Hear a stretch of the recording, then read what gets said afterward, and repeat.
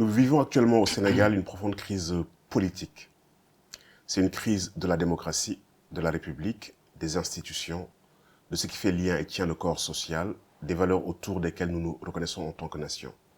En somme, c'est une crise de la communauté politique. Les chroniques d'un temps politique ont pour but de saisir ce temps, de le comprendre, d'en élucider les dynamiques historiques et contemporaines, de comprendre comment en est-on arrivé là et de proposer des voies de sortie de crise. À chaque émission, nous invitons des universitaires, des intellectuels, des artistes, des personnalités de la société civile qui, de par leur profession, leur expertise, leur regard, leur engagement, leur talent et leurs convictions peuvent nous éclairer. Ces chroniques font la part belle aux universitaires. L'université fait profession de vérité. Elle se doit de comprendre la réalité sociale et de l'éclairer, et son éthique lui commande de ne pas mentir sur ce qu'elle sait. Ces chroniques partent de la conviction qu'une parole juste participe de la totalité des actes qui produisent le changement. Une telle parole fondée sur un savoir, une expérience et portée avec lucidité, clarté et courage est nécessaire au temps que nous vivons. Aujourd'hui, j'ai le grand plaisir d'entrer en conversation avec Abdourahmane Seck. Abdourahmane Seck, bonjour. Bonjour Philippe. Très heureux de te recevoir dans cette émission. Abdourahmane Seck, vous êtes enseignant-chercheur, maître de conférences en anthropologie à l'Université Gaston Berger de Saint-Louis, à la Faculté des civilisations, des religions, des arts et de la communication. Vous êtes diplômé en philosophie, en anthropologie et en histoire moderne et contemporaine de l'Afrique. Vos travaux portent principalement sur la politique, ou le fait politique, sur la religion, sur la migration, et accordent une place importante aux approches critiques et décoloniales.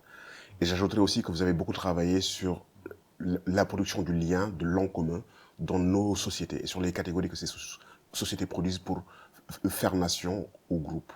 Et aujourd'hui, notre conversation portera sur les liens qui tiennent la société sénégalaise. Alors, ce que j'aimerais voir avec vous au début, c'est comment est-ce que la nation sénégalaise s'est constituée d'un point de vue historique. On sait qu'avant le temps post-colonial, avant le fait colonial, le Sénégal en tant qu'entité qui s'appelle Sénégal, qui forme une communauté à travers laquelle nous nous identifions en tant que Sénégalais, n'existait pas. Est-ce que vous pouvez revenir sur cette histoire, sur cette longue histoire de la constitution de la nation sénégalaise? Okay. Merci beaucoup Felwin. Je tiens vraiment à te remercier pour cette invitation qui me donne l'occasion, très modestement et depuis mon point de vue, d'accomplir mon devoir d'ingratitude en tant que la nation, cette nation dont vous parlez, me paie pour accomplir ça. Donc dire des choses qui peuvent éventuellement ne pas plaire et qui néanmoins sont nécessaires pour pouvoir avancer et pour pouvoir également quelque part mieux avancer ensemble.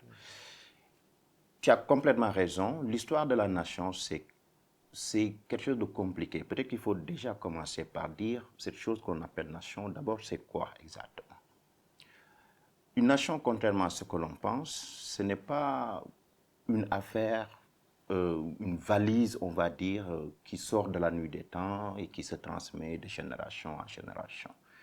Une nation est quelque chose de plus complexe, de plus compliqué. J'ai presque envie de dire, une nation n'existe pas. La nation sénégalaise, elle n'existe pas. C'est une invention. Et comment cette chose est inventée? Elle est inventée à partir de facteurs qui sont à la fois des facteurs objectifs et des facteurs qui relèvent plutôt du subjectif. Et d'ailleurs, c'est ces deux éléments qu'on va retrouver lorsqu'on en vient à évoquer, on va dire, les grilles théoriques qui rendent compte de la nation.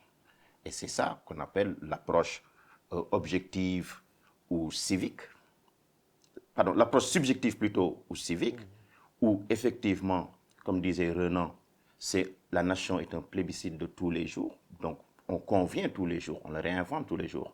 On est obligé d'être d'accord sur son sens, sur sa portée, sur son périmètre, tous les jours, pour qu'elle puisse exister.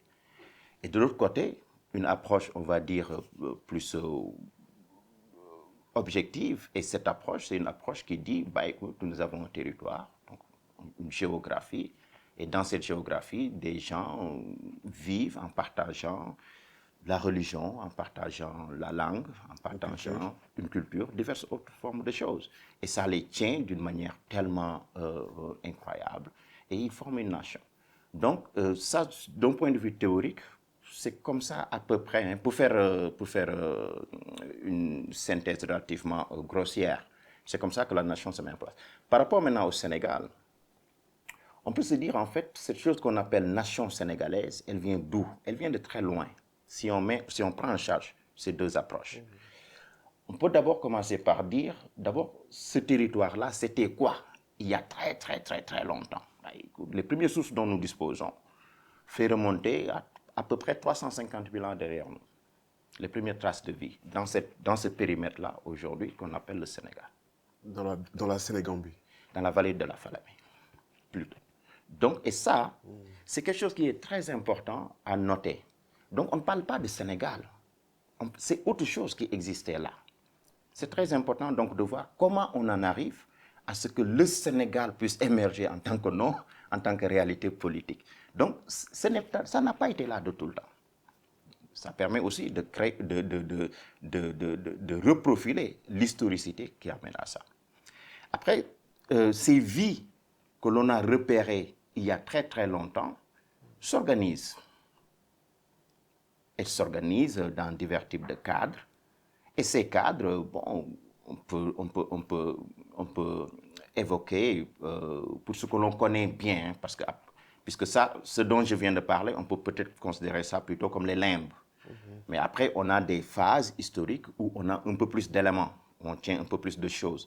Et ces phases historiques où on tient un peu plus de choses, c'est un certain nombre de régions, c'est un certain nombre d'aires civilisationnelles, d'aires politiques à large échelle, auxquelles ce bout de territoire, qui sera beaucoup plus tard le Sénégal, demeure rattaché, dans des liens qui sont des liens spécifiques.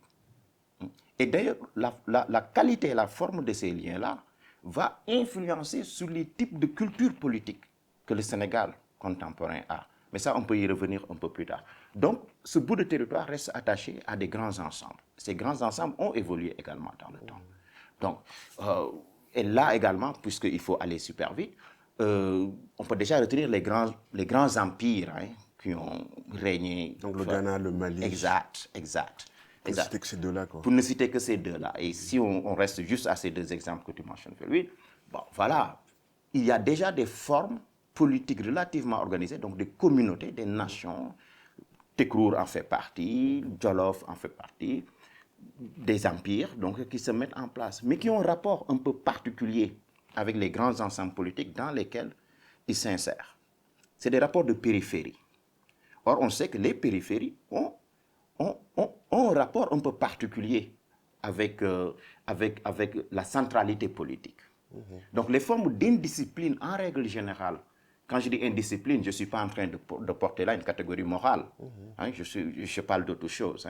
Donc, les formes d'indiscipline en général qu'on note, de refus que le pouvoir soit totalement pouvoir, c'est aussi en grande partie lié à cette histoire très longue où le Sénégal a toujours été un confin, a toujours été une périphérie par rapport aux questions de centrale. Donc, il y a une culture de développement, d'attitude, d'échappement, d'évitement, de contournement de la centralité politique. Donc ça, ce sont des héritages relativement importants. Et il n'y a pas seulement que le Ghana, le Mali, après ça, il y a eu d'autres choses beaucoup plus proches de nous. L'AOF en fait partie, la Fédération française en fait partie. Aujourd'hui, les différentes institutions dans lesquelles le Sénégal s'insère, aujourd'hui aussi, en font partie. Bon, maintenant, ce qu'il faut juste voir là-dessus, c'est que à l'intérieur de ce territoire-là, il y a une histoire qui se met en place. Cette histoire, c'est une histoire de tous les jours qui se met en place. J'ai tendance à considérer qu'en fait, il y a deux phases. Il y a deux phases. Et la première phase, elle est marquée par cette histoire très longue que je viens de brasser très rapidement, donc, qui va être plus ou moins déstabilisée, renversée. Déstabilisée, renversée, à la suite de tournants historiques majeurs. Et fondamentalement, ces tournants historiques, c'est la dislocation du Grand Jolof. Le Grand Jolof est important puisque aujourd'hui, ce n'est pas pour rien que quand, par exemple, les gens parlent du Sénégal, ils disent que bon, Jolof. Ouais, à l'étranger. À l'étranger, ouais. Donc, mais ce qui s'est passé à ce niveau-là, ça continue de nous poursuivre. Ça continue de nous poursuivre. C'est un peu au milieu du XVIe siècle, dans les années 1550 par exemple, c'est cette dislocation du Grand Jolof. Et il s'est passé quelque chose de très important à cette époque historique de notre histoire. C'est là où plusieurs royaumes prennent plus ou moins leur indépendance du Grand Jolof, quoi, je dis que de l'Empire Jolof. Et cela s'est passé comment? Cela s'est passé avec l'arrivée à cette époque-là sur nos côtes et leur déploiement des Européens. Lorsque les Européens donc arrivent, c'est une arrivée qui donne aux gens qui sont sur place des opportunités de reconfigurer les cartes. Donc les cartes sont rebattues. Elles sont rebattues en cassant la dynamique centrale de l'autorité politique qui était là, et donc de l'identité aussi. Puisque les différents royaumes, chacun petit à petit, se retire autour de ça. Mais encore une fois, il faut voir le contexte de ce retrait, le contexte de la dislocation de cet ensemble politique, et qui est précisément le commerce transatlantique. Donc, une accélération des dynamiques d'exaction, puisque le commerce transatlantique repose fondamentalement et de manière violente sur des pratiques de capture, des pratiques de violence. Et ce moment-là, notre communauté l'a documenté. Si on se base par exemple sur les travaux de Boubacar Bari documente très bien ce qui se passe dans cette phase historique où le commerce transatlantique transforme la nature des pouvoirs politiques dans cet espace-là.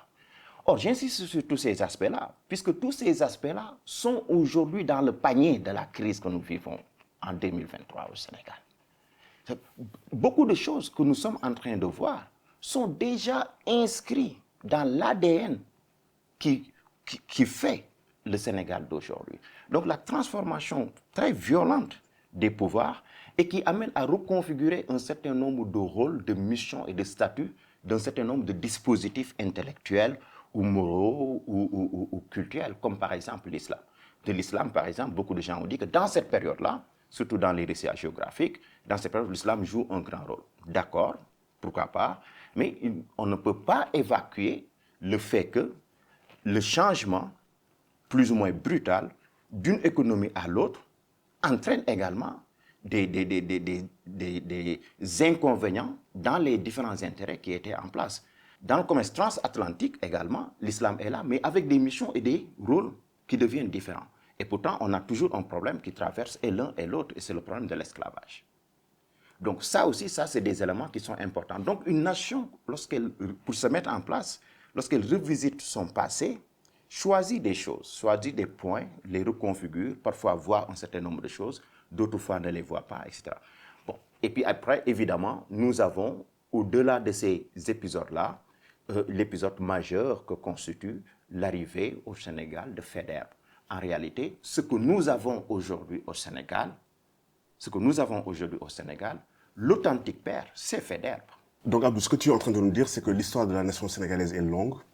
C'est une histoire pluritemporelle, sur des géographies différentes. Exact. Et que le fait colonial n'est que le dernier moment de cette histoire-là. Parce que généralement, on fait naître la nation sénégalaise à partir du fait colonial.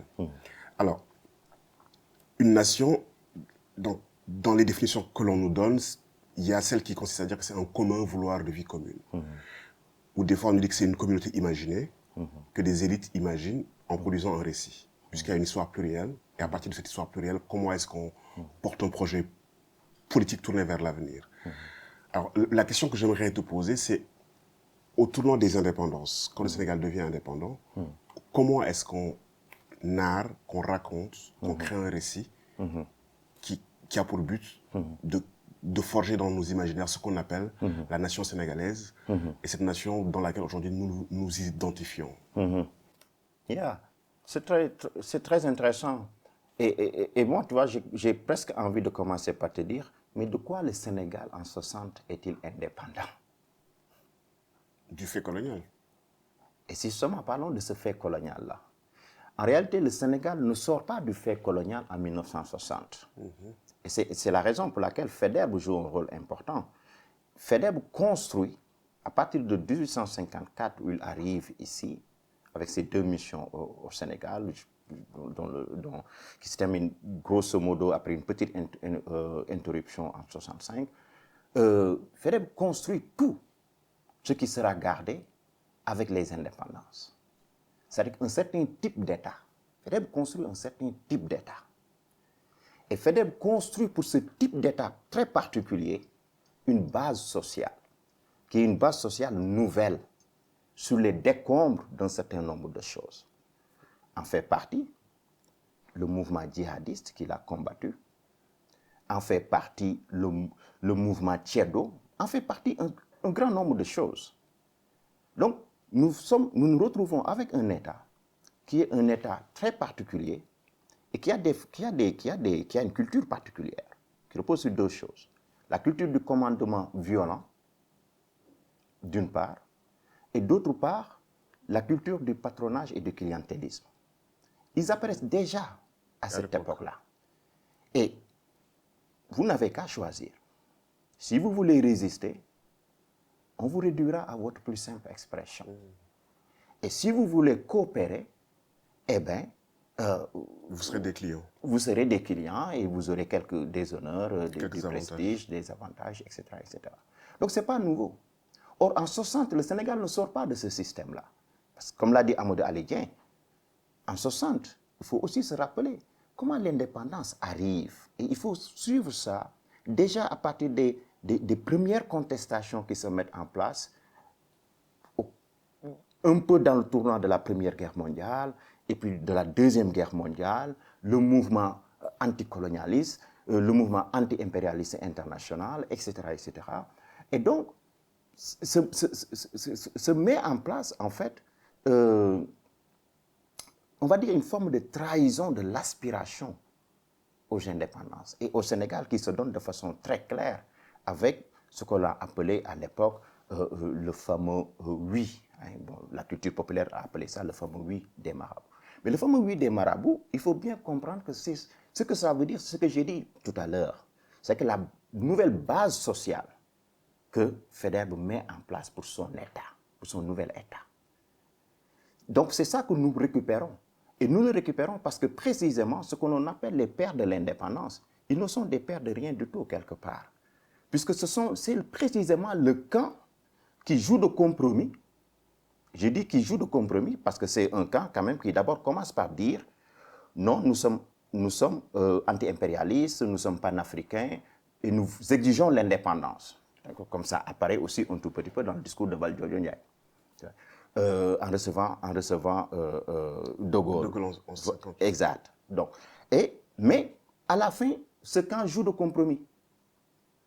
Et là, il y a déjà des germes d'une scission qui va être très importante entre ce camp-là qui a joué de compromis et ces autres, on va dire camarades ou collègues ou pendants qui, eux, sont restés plus ou moins dans ce qu'on appellera plus tard une ligne de gauche et une ligne radicale en voulant l'indépendance totale. Mais ce camp perdra les élections. Donc le camp qu'il a gagné, et Amadou Alidien disait qu'en fait, ce camp qu'il a gagné n'a pas demandé l'indépendance, ne voulait pas de l'indépendance, quelque part. Donc si on ne comprend pas ça, on ne peut pas comprendre effectivement quel type de nation nous avons.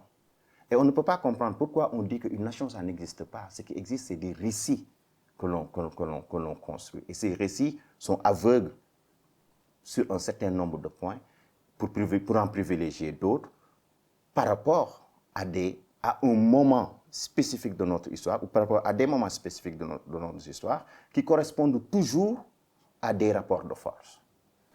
Donc ce que j'aimerais comprendre, Abdou, c'est que je vois bien que le fait colonial, le fameux Faidherbe, produit l'État sénégalais. Mais ce que j'entends dans ce que tu dis, c'est que tu dis qu'il produit aussi une certaine forme de société sénégalaise, de sociabilité. Et dans cette forme de sociabilité, quid de la culture de l'époque? qu'est-ce qui, dans la production de liens, appartient en propre aux communautés? C'est-à-dire que si on considère que c'est une communauté, imaginez une nation, qu'elle peut être produite par les élites ordonnatrices, donc le pouvoir central, mais qu'elle peut se produire d'en bas, est-ce qu'il y a des éléments que tu repères qui sont une forme de production d'en bas, du faire comme communauté qui deviendra la nation sénégalaise dans son histoire? Oui, Et je sais que tu travailles aussi beaucoup sur des notions comme le mbok, la teranga, le hak, ce qui permet de faire lien, ce qui produit de l'ont commun et des fils qui tiennent la société sénégalaise.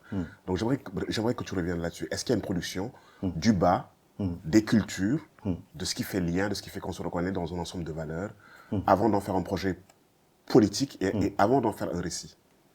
Ce que FEDER construit, c'est un canal d'encadrement.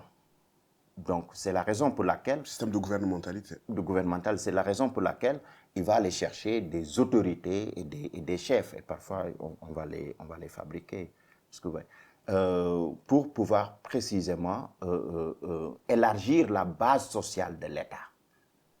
Donc, ce qui se joue ici, c'est plutôt une logique d'élargissement de la base sociale de l'État. Parce qu'un État aussi sans base sociale, c'est un peu compliqué.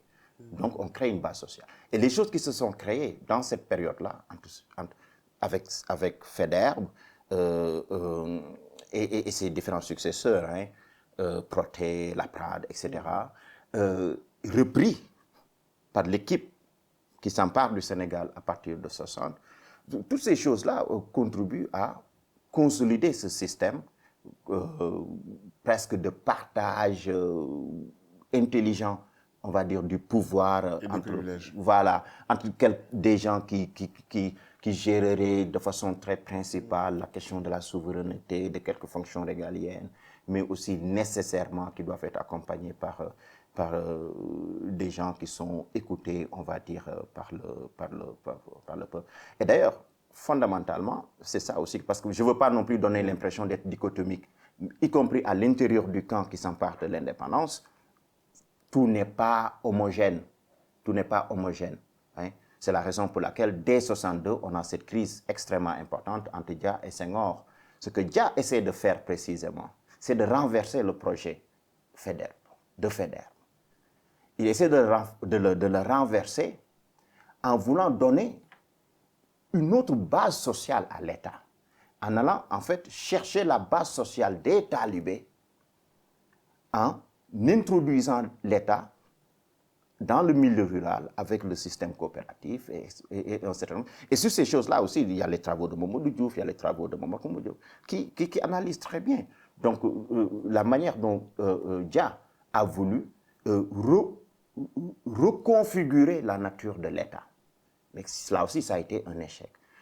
Or, ces différents éléments-là s'amoncellent et forment finalement une espèce de tableau en palimpseste de beaucoup de réalités. Donc ça, c'est un... Maintenant, on se retrouve après avec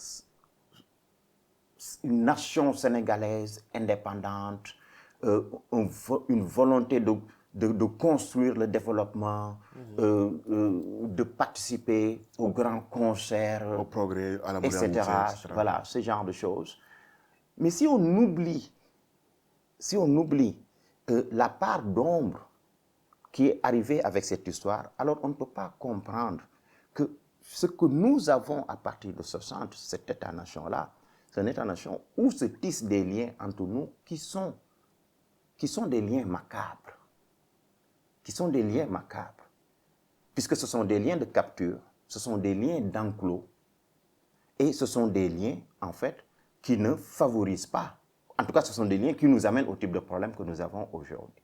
C'est bien que quand une épidémie comme la COVID-19 est là, que nous soyons tous à peu près convaincus que nous allons tous y passer. Maintenant, en contrepoint de ça, il s'est développé autre chose.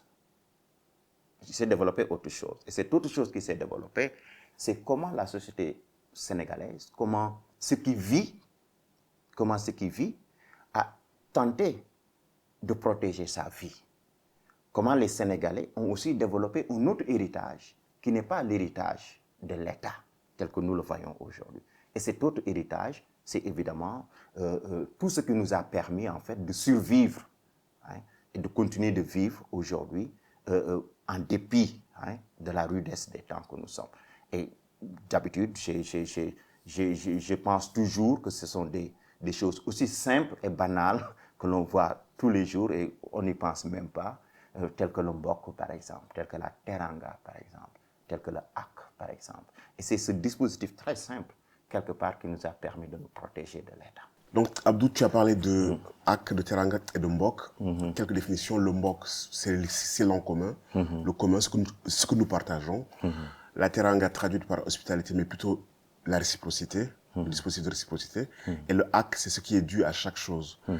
Comme des dispositifs qui permettent à la communauté sénégalaise, à la nation sénégalaise de faire nation. J'aimerais que tu reviennes sur les tensions qui travaillent le corps social sénégalais d'une part, et secondo sur ce que les violences que nous avons vécues et subies en juin 2023 et en mars 2021 font au corps social sénégalais. Ouais. Avant cela, Felwine, je veux juste revenir très rapidement sur les notions de mbok, de teranga et de hak, que tu as bien défini déjà à l'avance, et montrer en quoi ça intéresse véritablement en contrepoint cette notion de nation, hein, dont on a parlé. Je l'ai indiqué tantôt, la nation, l'histoire de l'État-nation du Sénégal, c'est une histoire très compliquée et très complexe. Mais ce que je veux retenir le plus dans ça, c'est-à-dire que c'est comme si nous sommes à la recherche de maisons pour le lien social, pour le lien qui nous constitue.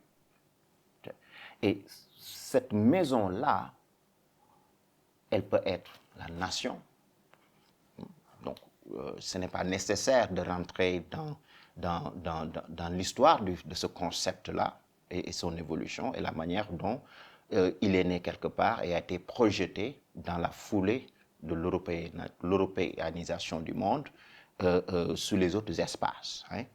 Je veux juste ici dire que le mbok est une maison de lien. Et en réalité, le lien qui nous a toujours protégés, qui nous protège jusqu'à maintenant, y compris contre l'État, c'est le lien du mbok. Nous n'en faisons pas d'ailleurs tout le temps un bon usage. Il faut que l'on soit précis. Parce qu'à l'origine des crises que nous vivons, c'est en très grande partie des formes de mésusage, hein, de ces notions de mbok, de ces notions de teranga et quelque part de hak. Hein. Mais donc le mbok est l'espace, j'allais presque dire abusivement, aussi de la citoyenneté. En tant que la personnalité aussi qui nous permet d'avoir droit et aussi de devoir des choses à nos semblables, à notre communauté. Ce que je veux peut-être rajouter un tout petit peu à la définition sur la teranga, c'est précisément l'idée que on peut dire ou on pourrait dire que la teranga, c'est un peu l'ordre des lois ou des règles qui accompagnent, hein, la viabilité de la maison, le bon fonctionnement de la maison. En tant que la maison ici est le mbok. Donc ce sont les règles prescrites, ce sont les choses proscrites. Et c'est la façon dont les choses doivent se faire. Mais pas nécessairement, ou peut-être aussi ça en fait partie, je ne sais pas, mais j'allais dire pas nécessairement dans une logique disciplinaire, hein, mais je crois que ce qui est fondamentalement en jeu dans ça, c'est la question du droit universel à un certain nombre de choses. Comment on dit que tout homme a droit à un toit sur sa tête. Tout homme a droit à être protégé par sa communauté, etc. Donc c'est un droit universel à que la communauté immanquablement doit garantir à tous ses membres.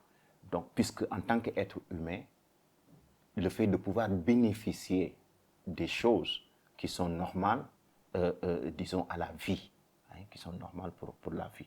Donc, c'est la raison pour laquelle elle va bien au-delà, hein, des transactions. Elle est bien au-delà des transactions de biens, hein, que l'on peut se faire.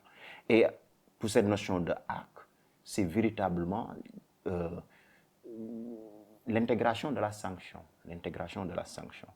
Et ici, c'est très intéressant aussi de voir que toutes les choses que l'on s'interdit de faire lorsque nous sommes dans le domaine du MOC et que l'on ne s'interdit pas de faire lorsque nous faisons lien avec l'État. Et qu'est-ce que nous faisons de ça? Et comment nous comprenons ça? Pourquoi il y a des choses que les Wolofs diraient « jom nañ ko def », que nous nous interdisons de faire. Que nous nous interdisons de faire, que nous ne nous voyons même pas faire lorsque nous sommes dans cette sphère-là, où on n'a envie que de cultiver la croissance du lien et que nous faisons allègrement lorsque nous sommes dans le lien de l'État-nation. Et qu'est-ce que nous faisons de ça? Quelles sont les études autour de ça? En quoi cette information-là participe de la manière dont nous pensons et rêvons le lien politique que nous voulons et que nous avons envie de reconstruire. Donc l'intérêt finalement de ces trois nations-là, ce sont on va dire ces genres de choses. Et cet intérêt, évidemment, se joue aussi dans une partie de ta question sur, effectivement, les violences qui sont en cours, etc. Mais ça nous ramène également quelque part au tout début de la conversation. C'est-à-dire que lorsque nous pensons la question des liens que nous avons aujourd'hui dans la société sénégalaise, il faut vraiment tenir en compte la pluralité des temporalités, puisque nous vivons plusieurs choses différentes en même temps. Évidemment, les choses que nous vivons à l'intérieur de l'État-nation, donc du territoire politique officiel que nous partageons, semblent comme un peu prendre le pas. Et donc, évidemment, ce sont ces crises politiques, toute cette violence dans les mots, mais aussi dans les interactions physiques, etc., mais qui n'a rien de nouveau. Ça aussi, il faut le dire, parce que on construit le rapport que nous avons, le rapport de connaissance que nous avons avec notre propre histoire, nous donne l'impression qu'en fait, nous sommes dans des temps inédits. Or, nous ne sommes pas dans des temps inédits. Rappelons-nous l'époque où nos sociétés étaient en déconstruction, en décomposition, et que des cousins en attrapaient d'autres. Oui, mais est-ce que le risque ici, ce n'est pas de légitimer une violence aujourd'hui d'un État contre sa société en inscrivant le fait violent dans le temps historique comme quelque chose de récurrent, et donc de ce fait, en le lisant comme une production normale de la marche de la société. Et l'horizon éthique est l'injonction de la communauté qui produit des liens de qualité. Est-ce qu'il n'y a pas un risque ici? Oui. À trop historiciser la violence, et ce qui ferait que peut-être on ne pointerait pas du doigt aujourd'hui une violence objective qu'un État tourne vers sa communauté. Oui, et c'est là également où de nouveau on tombe sur les corpus que nous mobilisons lorsque nous pensons la situation actuelle. Un État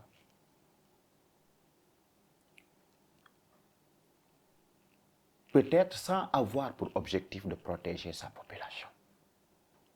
Un État peut exister en n'ayant pas l'objectif de protéger sa population, en ayant des objectifs opposés à cela. L'État que nous avons aujourd'hui, indépendamment des gens qui l'ont composé de 60 à aujourd'hui et qui vont aussi le composer après 2024, risque de ne pas changer. Risque de ne pas changer si nous ne reposons pas sur la table le type de contrat social que nous voulons.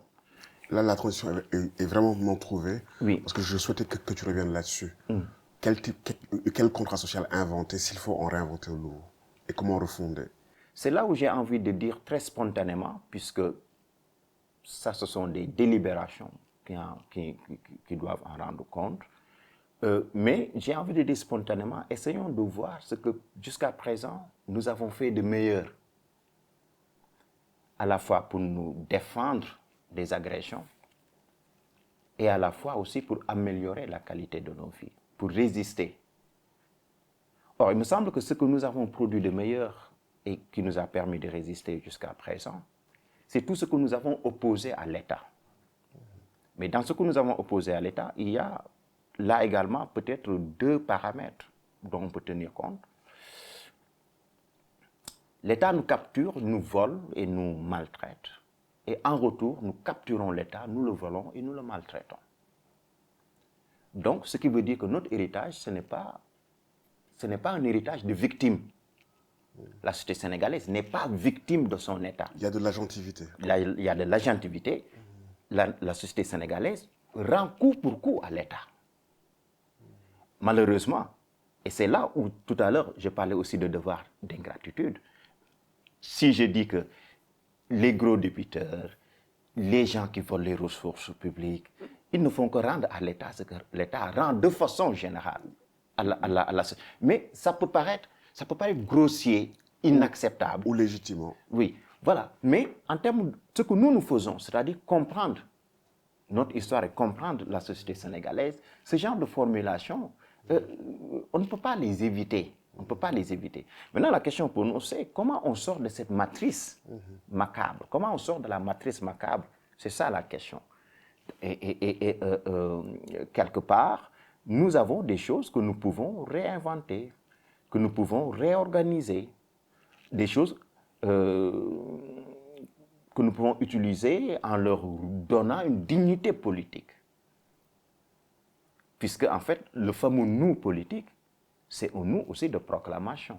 Justement, c'est ça la question. C'est Oui. à partir de quel moment une culture, une histoire sur une géographie, une culture est le socle de nouveaux projets politiques, puisqu'on a envie de le transmettre et de l'enrichir, d'enrichir cette culture-là. Donc, quels sont les éléments? Est-ce que tu peux revenir un peu plus sur les exemples de ce que nous aurions bien fait et qui pourrait servir de socle de réinvention d'une communauté politique et qui produirait peut-être un cercle vertueux? Moi, j'ai envie de dire qu'il faut que ça commence d'abord par, à une époque, ce que les gens disaient, il faut que ça commence d'abord par une idée, que cette idée s'empare des masses et qu'elle devienne une force matérielle, etc. C'est-à-dire qu'en fait, et quelque part, toi, tu fais dans tes travaux, effectivement, Afrotopia, il y a cette dimension-là. Où voyagent nos rêves et comment pouvons-nous concrétiser ça? Comment pouvons-nous le faire advenir en temps politique? C'est une question que tu as posée lors des premiers ateliers en 2016. À partir de quel sol trouver un nouvel élan? Exact. Donc, à mon avis, c'est la question qui résume la quête. Donc, où est-ce que tu en es dans cette réflexion? Bon, j'en suis à ce point que je répète en disant qu'évidemment, ça semble complètement banal et presque beaucoup trop simple. Mais pouvons-nous faire du lien politique qui nous unit? Pouvons-nous faire du parentage? Pouvons-nous faire de l'emparentement, des notions qui nous permettent en fait de nous lier les uns et les autres? Et cet emparentement ou ce parentage-là nous oblige, ça vient avec des obligations, une circulation d'obligations et de prestations entre nous. Parce que quant au fond, si vous prenez la promesse de l'histoire du temps politique qui nous amène aujourd'hui toutes les violences que nous avons aujourd'hui, cette promesse n'est pas tenue et elle ne peut pas être tenue. La promesse sortie de 1960 est une pure illusion de mon point de vue. Donc la question c'est comment on refond tout ce cadre-là. Comment on refond tout ce cadre-là pour nous accorder sur une autre temporalité du politique. Et des exemples existent. Hein, je veux dire, l'Afrique, si elle le faisait, ne serait pas la première à le faire nécessairement dans le contexte. Les expériences politiques que nous pouvons consulter de plus près en Amérique latine montrent qu'à un moment ou un autre, les gens se sont retournés sur justement les pratiques d'escapade, les pratiques de fuite, de contournement. D'esquive, de marronnage. Exact. Et donc, nous, comment nous pouvons avoir des universités qui réfléchissent de façon beaucoup plus ample sur ces questions-là? Comment on peut avoir plus de mémoires, plus de thèses, plus de travaux, plus d'articles pertinents autour de tout cela pour produire l'idée comment on peut avoir plus d'émissions de télé, plus d'émissions de radio, etc., plus de journaux intéressants qui parlent, qui s'en emparent, qui le diffusent, afin que ça puisse, à un moment ou un autre, constituer en fait l'élément politique auquel nul d'entre nous ne peut échapper. C'est très important parce que, tu sais, Félix, lorsqu'on considère, par exemple, ce qui s'est passé en 2000, on a pensé qu'en fait, non, c'est vrai que c'était un faux départ. 60 était un faux départ. Maintenant, 2000, vraiment, on y est. Y compris un historien comme Abdoulaye Bathily. Peut-être, si aujourd'hui on lui reposait la question, on n'apporterait pas nécessairement la même réponse. Bathily dit en 2000 que l'événement politique de l'alternance est une seconde souveraineté. Et c'est l'historien de mai 68, bon, il n'est pas l'historien, bon, je veux dire, qui a écrit quand même, qui a fait un travail remarquable de restitution de l'une des plus grandes crises sociales et politiques et économiques que ce pays a connues récemment. Donc, que 2000 est un moment de seconde souveraineté. Mais en 2000, quel était le mot d'ordre politique du régime qui était en place? C'est la continuité de l'État. Il faut assurer la continuité de l'État. Donc, l'équipe qui arrive en place n'a pas une distanciation critique avec l'État qui cherche à continuer. On n'opère pas donc les ruptures. Là, la question, c'est comment on va arrêter de se tromper de vocabulaire, de code symbolique, de protocole républicain, et comment on va repenser tout cela, comment on va repenser les symboles, comment on va repenser les choses les plus importantes et qui nous obligent véritablement. Si je ne peux pas faire du mal à mon mbok, je ne dois pas pouvoir en faire à mon concitoyen.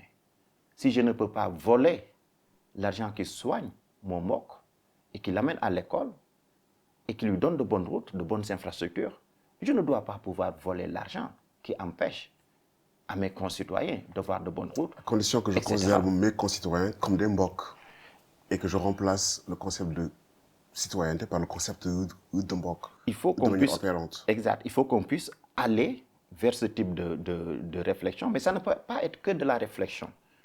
Parce que la réflexion, elle ne suffit pas. Il faut qu'il y ait des rapports de force et il faut qu'il y ait également un désir politique d'aller vers des changements de cet ordre-là. Ce que j'entends dans ce que tu dis, c'est que fondamentalement, peu importe la catégorie nation ou la communauté, s'il faut la refonder, le point de départ selon toi, c'est partir des liens qui existent, qui sont déjà produits et qui sont des liens bénéfiques. Et à partir de l'existence de ces liens bénéfiques, fonder un nouveau projet politique. Oui, il repartit de manière critique, parce que ces liens, encore une fois, sont détournés, sont détournables et sont détournés. Ce qu'on appelle la crise politique, et qui n'en est pas un, en fait, puisque ce que nous vivons est dans l'ordre normal du fonctionnement de ce type de pouvoir, de ce type d'État que nous avons accepté de porter en 1960. Donc, nous avons choisi de rester dans l'ADN d'un pouvoir qui ne pouvait pas avoir de pitié pour nous, qui ne pouvait pas avoir ni de respect, ni de compassion pour nous. Et donc, la question ici qui est posée, c'est comment envisager de manière très critique ce que aussi quand même nous lui opposons, parce que ce que nous lui opposons ne manque pas de prise pour être détourné, et c'est ça que nous voyons, parce qu'en fait, les formes de détournement de la nation ou de la politique ou du lien social et symbolique qui nous unit se font également au nom du mbok, se font au nom du clan, se font au nom de la tribu. Et donc, c'est la raison pour laquelle ce n'est pas des panacées, mais ça peut être des éléments à reverser éventuellement dans le panier de la discussion, collective. Et à propos de cette discussion collective et de la crise, il y a un penseur sénégalais, islamologue, qui s'appelait Salou Kani, et qui disait qu'en fait, dans l'espace public, lorsque la clameur monte et monte et monte, c'est qu'on y arrache la dignité d'un homme et que celui-ci résiste. Et ça me permet de connecter avec ces violences. Ces violences sont de l'ordre de la résistance à quelque chose. Mais cette résistance, on ne doit pas être dupe, on ne doit pas être naïf. Quelle est la base idéologique de cette résistance? Il faut qu'on en parle, il faut qu'on discute de ça. Qu'est-ce que cette résistance veut enfanter? Il faut qu'on en parle, il faut qu'on en discute. Dans quelle perspective doit-elle être mieux orientée, mieux réajustée? Autrement, tout ce qu'on réussira à faire, c'est juste de recréer pour la énième fois les mêmes types de choses. Après une équipe, une autre, pour toujours la même belle histoire. Et c'est un peu compliqué. En fait, peut-être on terminera là-dessus. Ce que tu dis, c'est que d'une part, ce que nous lisons comme une crise est l'expression normale d'un type de régime qui ne peut que produire ceci. Donc nous le lisons comme une crise parce que nous, dans notre idéal, nous estimons que ça ne devrait pas être le cas. Mais si on radioscopie la nature du régime, c'est une production normale du régime. Exact. Et que fondamentalement, résister à cette crise-là, ce n'est pas juste lui opposer une force inverse, c'est faire en sorte que la matrice qui produit cela change radicalement. Exact. Donc refonder la communauté, refonder l'État, refonder la nation et refonder les liens. C'est exactement cela. Et souvent, nous avons raté ce rendez-vous historique. Souvent, nous avons raté ce rendez-vous historique. Nous l'avons raté en 1960, nous l'avons raté en 1962. Et 2000. Voilà, nous l'avons raté en 2000, etc. Et maintenant, la question, c'est comment on se donne l'environnement intellectuel. L'environnement intellectuel, le rapport de force sociale et politique qui nous permet, cette fois-ci, peut-être, de ne pas le rater, ou dans quelques années, je ne sais pas, de ne pas faire une sortie de route de nouveau. Ouais. Je vous remercie, Abdourahmane Seck. Un grand merci.